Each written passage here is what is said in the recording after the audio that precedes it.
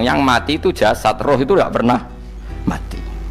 Karena roh ini tidak pernah mati, roh ini ada masalah besar. Dia ngadepi mungkar nangkir, ngadepi macam-macam karena dia hidup. Nah kemudian cerita yang kita ingkari adalah yang berlebihan, kayak cerita kejawen nak malam apa mulai terus neng kamare dikai rokok, mergo zaman ning donya seneng rokok. Raya rokok wis kaleng cung, wis dirumbuk di rokok mbahmu. Ono kadang dikai gemblong jare senengane bae, bareng cokot tikus jare bae wis mulai. Lah itu yang lah kalau itu gak trimo bid'ah Kang, iku ngawur tenan iku. Daerah-daerah tertentu nggih ke atas sing ngoten niku. Lah nek senenganem dhuwit yo dikai dhuwit nek kamar. Agar dhuwit ilang jare wis dijuk bae. Lah nek iku mboten enten sanate. Makanya roh itu enggak pernah selesai didiskusikan ulama. Ya terus ketikane para ulama tafsir nggih ketikane para ulama tafsir niku taruhan pertama lafat niku hakikat. Hakikat niku ya hakikat. Misale urip niku ya ambekan. Urip niku ambekan, mati iku mandek ambekane. Kita takoki misale takrife mati kuwi. Ora urip apa ora ambekan? Mboten jawab lho, ora sampean tak latih ilmu mantek. Sing diarani mati niku cara ilmu mantek ya mbok didul hayat, angger gak urip ya mati. Terus alamate mati ku. Nek cara medis iku misale napa jantungnya berhenti tapi detak napa jantung utawi napa niku berhenti. Kemudian agama niku ruwono tenan nggih. Agama itu menyisakan satu fakta yang enggak terbantahkan oleh siapapun. Ya niku misalnya begini, sampean saya tanya, orang itu kalau mati itu karena apa? Rohnya dicabut kan? Rohnya dicabut, terus disebut mati. Lalu yang mati itu apa? Rohnya apa jasadnya? Jasadnya, karena roh itu maknanya kehidupan atau nyawa. Berarti nyawa itu udah bisa mati, karena nyawa itu ada di tubuh kita, ketika diambil kita mati. Berarti roh kita sendiri udah ikut mati. Sehingga orang paling sekuler sekalipun itu akan berpendapat bahwa manusia itu kehidupannya tidak berakhir ketika mati, karena yang mati itu hanya jasad.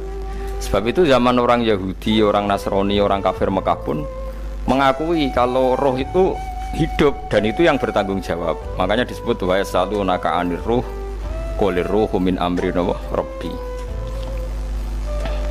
Jadi niki penting kula aturaken.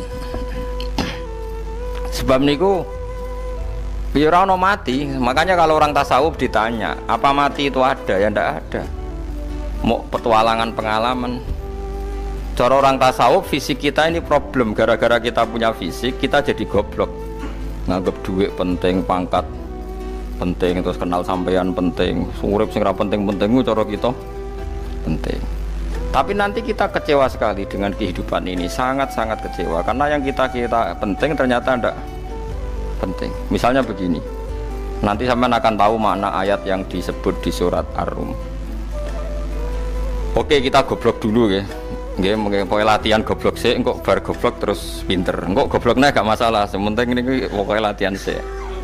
Tak jamin ilmu saya ini benar dalam konteks ini. Misalnya orang benar terus ya tahu bener. Sampeyan tak bedheki ya, wong mati itu berarti dicabut rohnya. Terus roh sendiri mati ndak?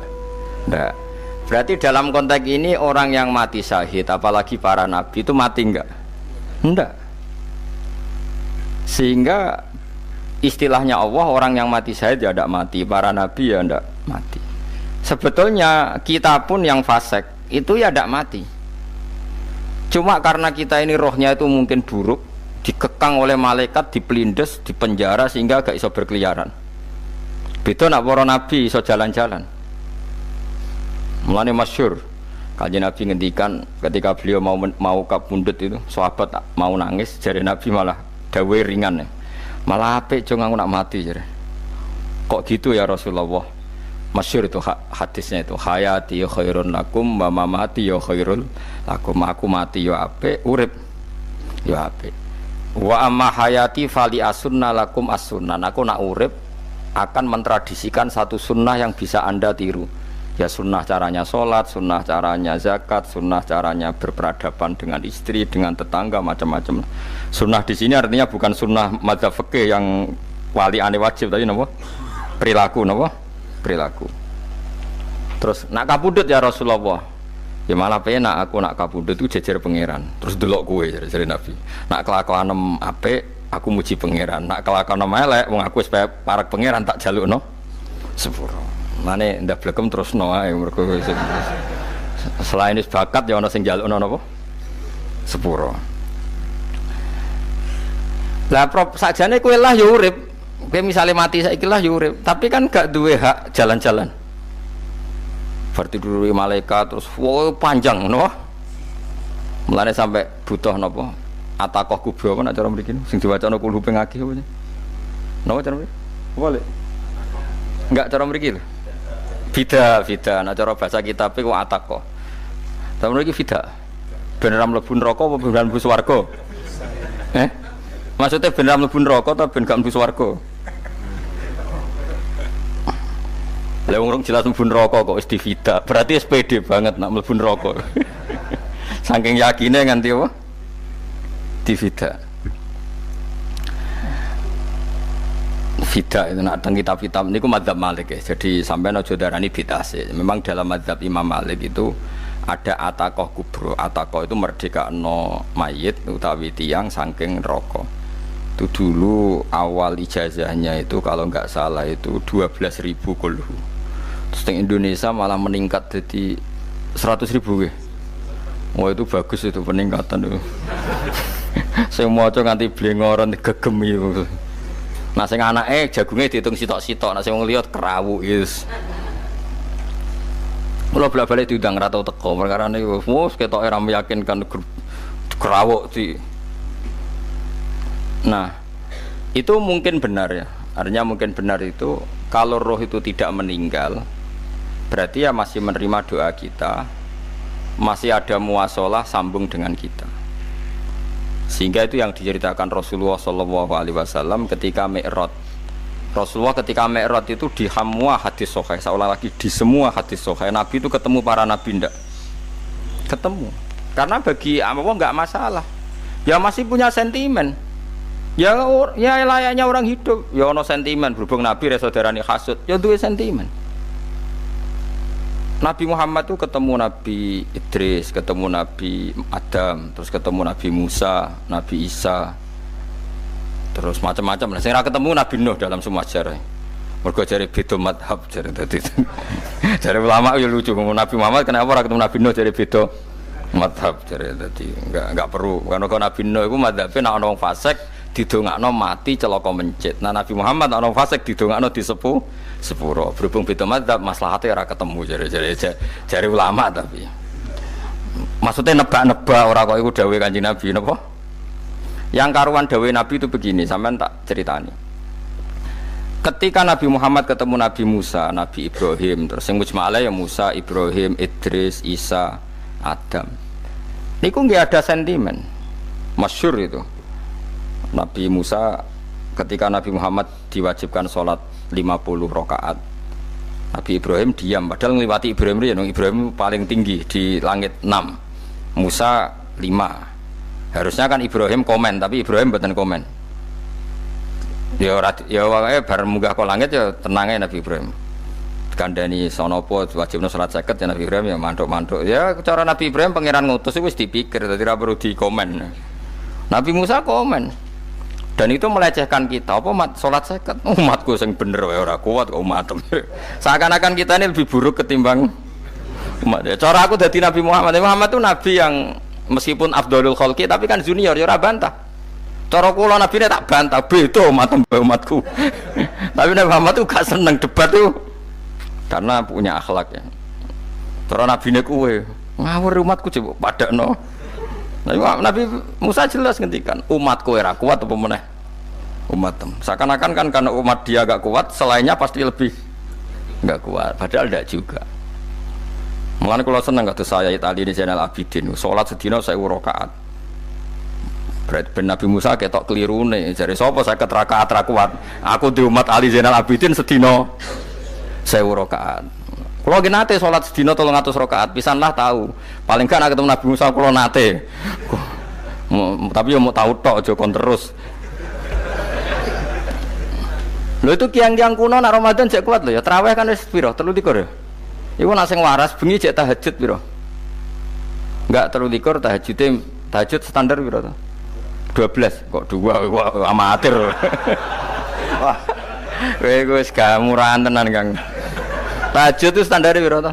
13 Kang. 13 iku tahajude 12 witire sita utawa tahajude 10 witire 13. Kabeh riwayat itu 12 Kang. 12 witire sita berarti 13. Berarti 3 gas gawe 20 sik. 20 ambek 13 piro? 33 tambah 17 rakaat. Pinten? Mun 50 kan salat 5 waktu kan 17 rakaat. Engko ana sing rodok kiai kan qobliyah ba'diyah. Asal coba diasar lho. Wis nglangkai 50 sembrono ya Nabi Musa ngeklaim enak wae makanya. Tapi Nabi Muhammad nabi yang baik dene ora mboten kok terus gak terima nggih semeneng ae napa. Itu namanya sentimen. Ya boleh Nabi sentimen boleh, Nabi juga manusia boleh punya sentimen. Akhirnya dituruti nganti 5 waktu nggih berarti kanton pinten 17 rakaat. Nah yang ada sentimen tuh begini, lalu Nabi Musa ku nangis. Nabi Muhammad semedon bisa nangis. Aku ya pangeran mayubki kaya Musa sing nangis. Kowe nangis nok kowe apa? Ya Allah, saya itu tidak mengira ada hambamu yang setelah saya yang bisa naik kelas di atas saya. Dia tidak terima kelasnya dilewati. Makanya Nabi ya karena punya roh itu ada sentimen. Orang kaya kowe ana wali kutub ya ben kono wali-wali dhewe, penting aku oleh ngerokok oleh. Kita kan tidak punya sentimen. Itu tidak baik dalam kehidupan orang kok tidak punya sentimen. Makanya Nabi Musa itu terkenal Nabi paling sering mensomasi Nabi Muhammad. Makanya dia ceritanya diulang-ulang di Quran karena dia paling banyak sentimennya. Oh sering gerutu deh. Tapi lucunya pangeran itu seneng mbek gerutune Nabi Musa dan itu nggak bisa ditiru, masyhur itu. Kan ketika dia nggerutu terus gitu, mau ngomong sendiri nggerutu, khiddah itu nggerutu. Bahasa Arabnya khiddah omongan sing tajem sing nggerutu. Nabi Muhammad tanya sama Jibril, ya Jibril, kenapa Allah enggak tersinggung ketika Musa menggerutu terus? Jawab Jibril, huwa ya alamu khiddata, pangeran wis hafal mbek gayane dekne, dadi yo dibarno. Dan itu tidak cerita Israiliyat, itu cerita-cerita yang masih di hadis sahih. Ini tidak cerita Israiliyat, cerita-cerita masih di hadis sahih. Makanya gerutu itu ya oleh, brengkel itu ya oleh asal proporsional, brengkel itu ya oleh asal nopo proporsional. Yaiku siji syaratnya keyakin aku kekasih pangeran. Problemnya kan orang kekasih pangeran. Musa itu gak terimanan. Contoh paling masyhur itu tadi. Musa, kalau kamu sudah membebaskan Bani Israel dari kaum Jabbarin, kaum Kan'aniyin, ngene iku tiang-tiang budi. Kula nanrangno iku ora iso, pokoke bangsa Palestina, tapi aja arane Palestina wong Kan'aniyin, pokoke angel, pokoke Kan'aniyin aja. Enggak usah diterjemah sensitif. Kamu tak kei Taurat. Barang jare setelah kaum Kan'aniyin ditaklukkan Nabi Musa sowan ning Turisina. Turisina iku gununge niku mulai Yordan ngantos kawasan Mesir, wis pol gede nih. Niku sinten Nabi Musa ngajak waqtara Musa qaumahu sab'ina rajulal limiqatina. 70 orang pilihan ya cara kene santri pilihan, kiai pilihan dijak. Pokoke singkat cerita Nabi Musa mojok sebab piye umat umik piye pokoke terus nggawa Taurat. Umate sing 70 wong brengkel lan nu'mina laka hatta narawaha napa jahra. Kok enak sampean mojok dhewe terus muni ketemu pangeran. Kita ndak bisa percaya kalau enggak melihat Allah sendiri. Gentenan pangeran sing tersinggung, wong ora nabi kok kecangkeman njaluk kaya nabi, ora levele njaluk roh pangeran. Terus akhirnya sambar bledek mati pokoknya. Bareng mati Nabi Musa malah lucu. Ya Allah, tiang 70 tak jak kon dadi seksi. Nek jenengan mateni terus seksine sinten? Sepundi jenengan kudu diuripno. Akhirnya pengiran diuripno. Perkara ini dikomplain Nabi Musa. Jadi Nabi sering gremeng, sering komplain pangeran Nabi Musa. Tapi pangeran seneng wong kekasih, yes bener wae. Mulane wong penting dadi kekasih pangeran sih. Engko keliru-keliru ku bener wae. Tapi nak ra kekasih bener wae ya salah. Wis pidato pengajian nak siar Islam, tapi nak ra kekasih disalahno wae pangeran. Ana wali ku nak salat iku ora tau kok jero masjid. Iku wali. Padha mek sing saf awal. Sing saf awal gak trimo salate ning jopo kok. Wali, ya kok dhuwur. Ditakoki, kena napa jenengan kok wali padahal nak salat kok guri kok jaba jare. Aku iku isin sowan pangeran kok ngarep mergo dosa aku iku akeh.